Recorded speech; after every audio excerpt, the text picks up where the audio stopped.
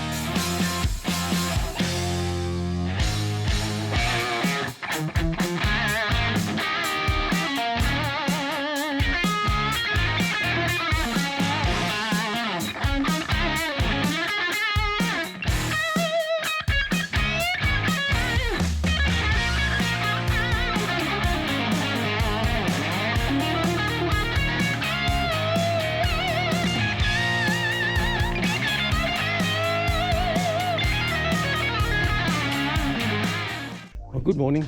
Well, it's Wednesday. I thought I'd do a walk to Castle Rock, the Sphinx and Turtle Rock. Well, I'm up here, a bit out of breath already, a bit of a hill to start off, but where we're going, heading that way. So, a bit of uphill, but at least on the way back it'll be down. Alright, well, as they normally say, giddy up. As you're walking along, this is obviously a very rocky area, but as you can see, all those typical boulders just lying around like they've fallen off a non-existent mountain now, eroded away somehow. All these rocks, boulders, that split rock. There we go. Go past a few, and you can't help but think of Donkey. Like, I like that boulder. That is a nice boulder. That's a nice boulder, yes. Alright, let's keep going. That's a decent sized bit of rock. Interesting with all the erosions there. It's going to give way soon, maybe not 1,000 odd years, but here we go.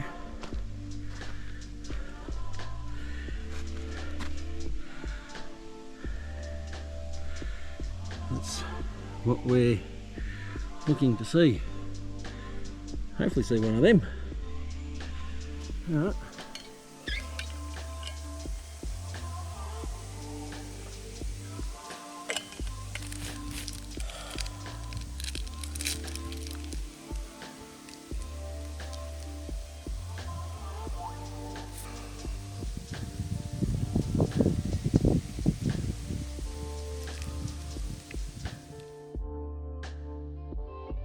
When you're out walking and you get really thirsty, you need a drink. Something we got taught while I was in the army, shouldn't be cold water, and also don't scull it. Take a little sip.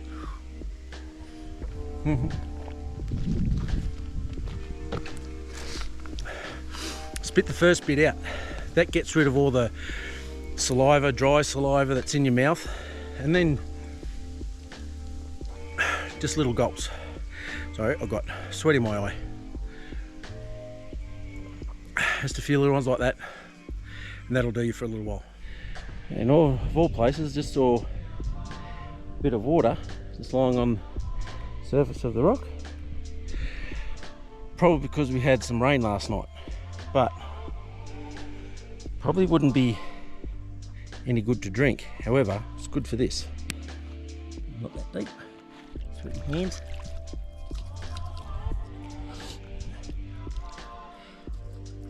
Just wash your face. Let's get that sweat off.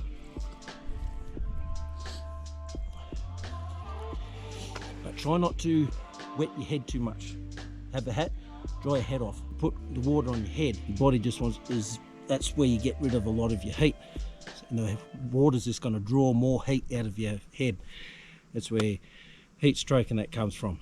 So just be careful wetting your head, putting wet stuff on your head. Don't do that. Might seem all right at the time, not in the long run.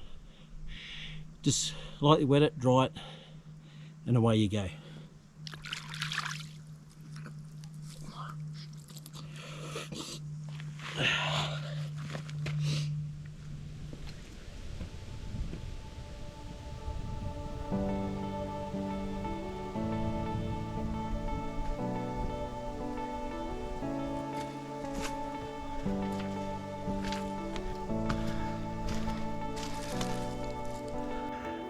Alright, track going this way, track going that way. Which one did I do? Did I do both? This is what I'm talking about. So we'll go see Castle Rock first, we'll go see the Sphinx and Turtle Rock. I think I'll do the longer one first, see how I feel. Castle Rock. Yeah. Alright. Up and over. Okay, we've come to Sphinx. I don't know where. There's Big Yoni there. All these other ones. Path leads down there. Actually, there's an arrow there. Let's follow that one. See where that goes up to the cliff. Oh, hey. And then you come to this. That must be Turtle Rock there.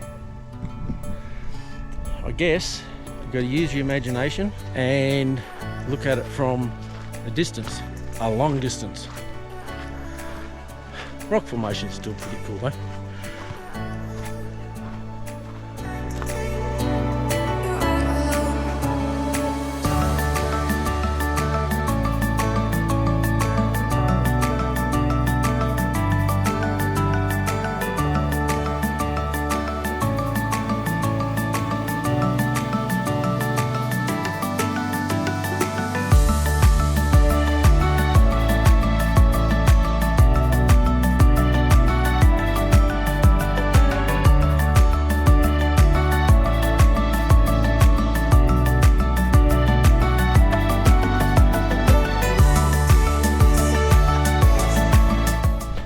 No, I was just looking around, just going for a bit of a walk around, and I thought, you know what,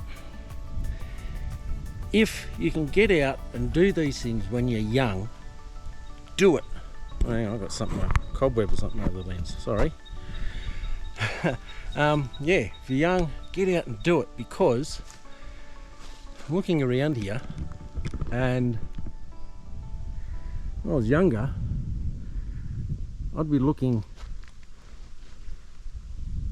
climbing up all through there, or just climbing up all over these rocks. I don't know if you can just see it, there's a rock, big rock just sitting up top there. I think that's either the Sphinx head or turtle head or something like that, I don't know. Definitely can't make it out when you're right here. But yeah, now that I'm progressing in years, so to say, things wear out and you look at those things and you just, nah, not these days, no thanks. Good when I was younger, so all the young ones out there, get out and do this. Explore, and explore hard. You won't regret it. There's a lot of Shrek in this country. Remember, oh geez, I've forgotten her name. Anyway, remember when she was catching bugs for him in a spider's web? Well,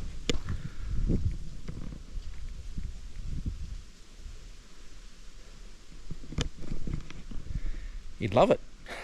Yes, well, those rocks, Turtle Rock and the Sphinx, I didn't bother going to the Castle Rock lookout. Those other two, up close, you really have to stretch your imagination to see it. Better off looking at it from a very far. I'm going to see if this catches on. That rock, that looks like a a bum crack, I'm going to be calling that Plumber's Rock. So when you're up here, you'll see exactly what I mean. It's just before the fork where it goes to Castle Rock and the other two. Once you see it, you can't unsee it. I'm naming that Plumber's Rock.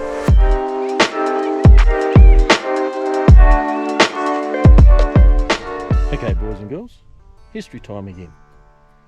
We are at the notorious Captain Thunderbolt's hideout. There we go.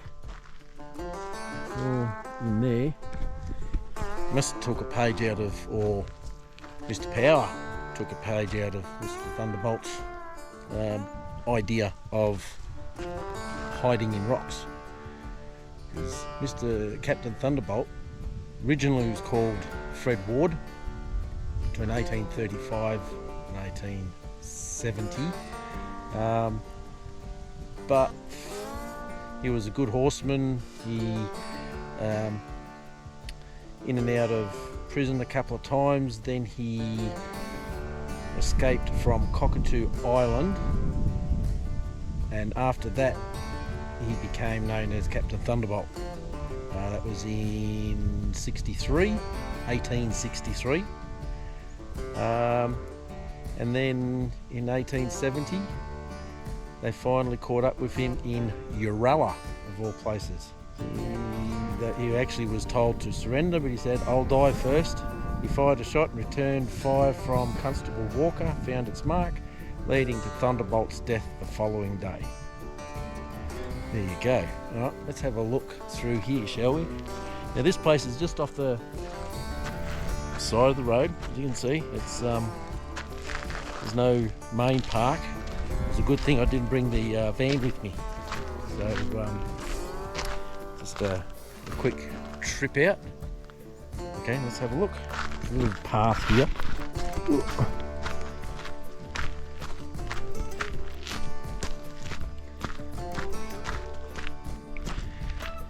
Track isn't very all that well up, kept up, but that's good enough. More rocks. Well, another notorious bushranger, Mr. Captain Thunderbolt, who was classed as, I don't know, the best or most notorious bushranger in Australia for those times. So, wow.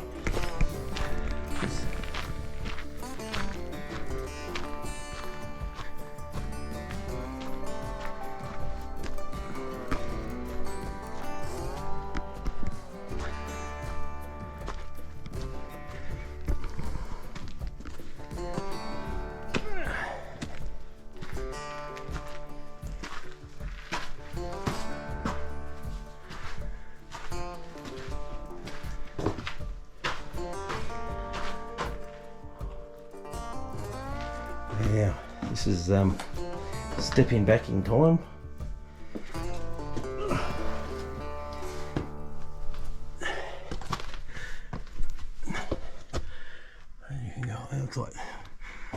Looks like this rock came from there. Must be a crack. And then goes further in there. Okay, let's go around the other way.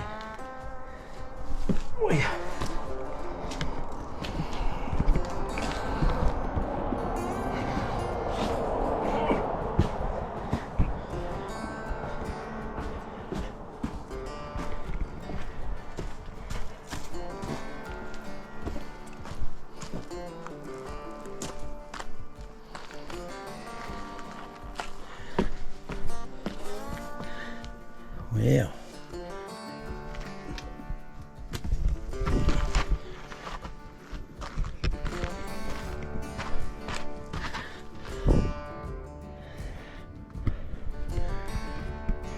Well, if you want to go scrambling under there, you can. Looks like it goes in a fair way too. Alright, let's see how far we can get.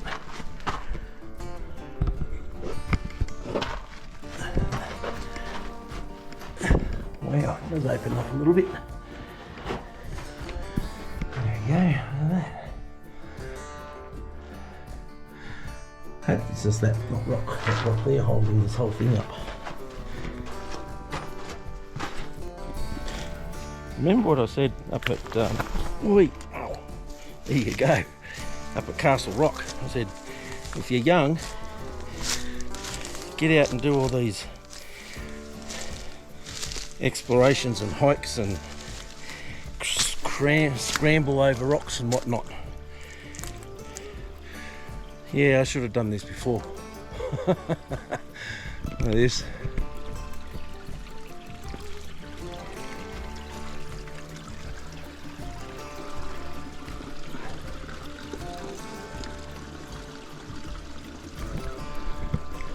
Yeah, I'm not going to go any further. Apparently, by the sound of it, this little creek runs up. Looks like a bit of a cave up there as well.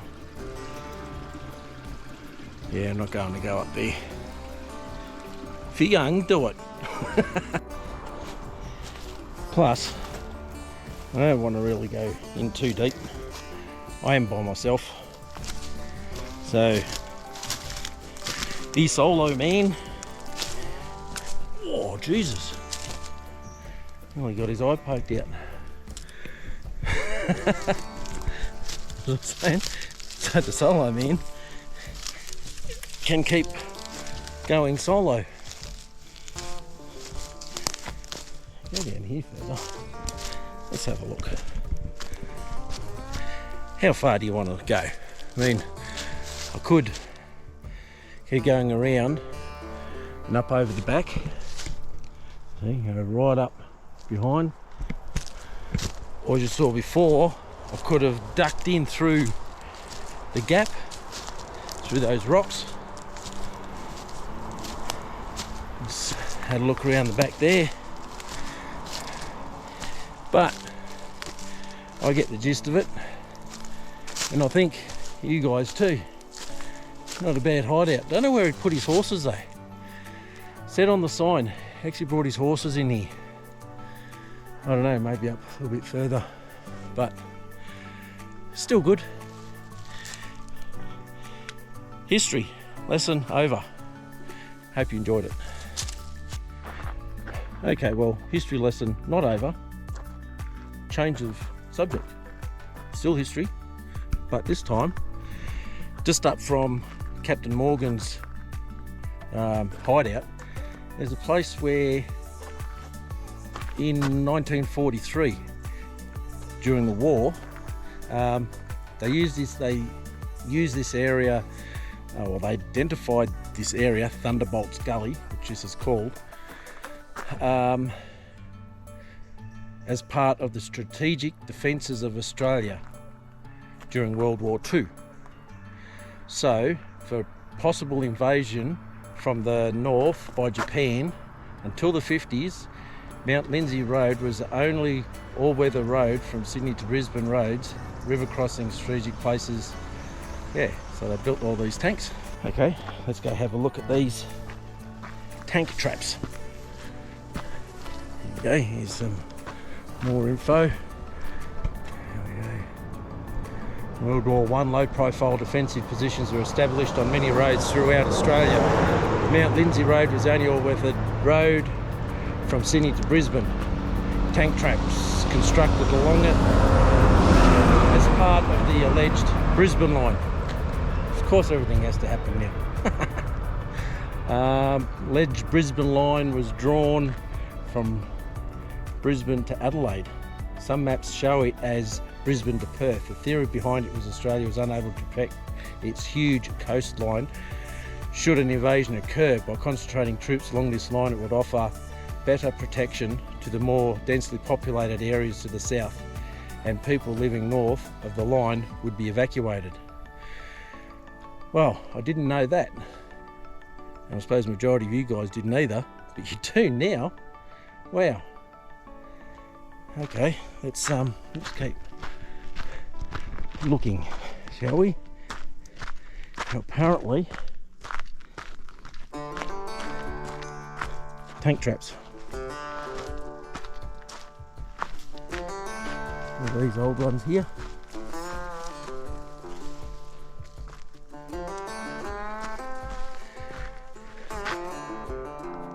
Just different.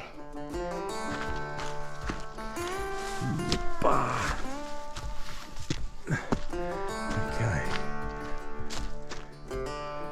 Rocks, more rocks. Okay, we'll keep going. There's a sign up here. Have a look at this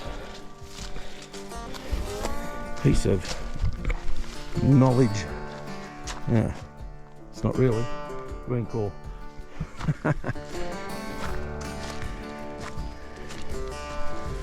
Oh, not much to see. Apparently along here, or where the road, those tank traps may not have been visually pleasing. However, there you go, Thunderbolt track hideout, 1.3k. All this track will take you down there. I'd rather drive, but that was a an actual interesting bit of history. Didn't know about. Yeah, how they were built. Posts were dug approximately 1.5 meters into the ground, with near 0.9 meter protruding. Okay, that's how they were made, just like that. Tanks were built. Materials came from old footbridges. Wilson's Downfall Hotel was pulled down. Okay, so they definitely recycled. Okay, there we go. Hang on, this looks interesting. Concrete barrier there with a sign in front. Just another bit of information. World War II tank traps which were erected during the war. These are to the left of the cement wall in the form of posts standing upright. This is the area of the Brisbane line which was to be second line of defence if the northern part of Australia fell into enemy hands during World War. Up to 10,000 troops were camped in the Tenterfield district. Well, there you go. Constantly learning. Yeah, Rick.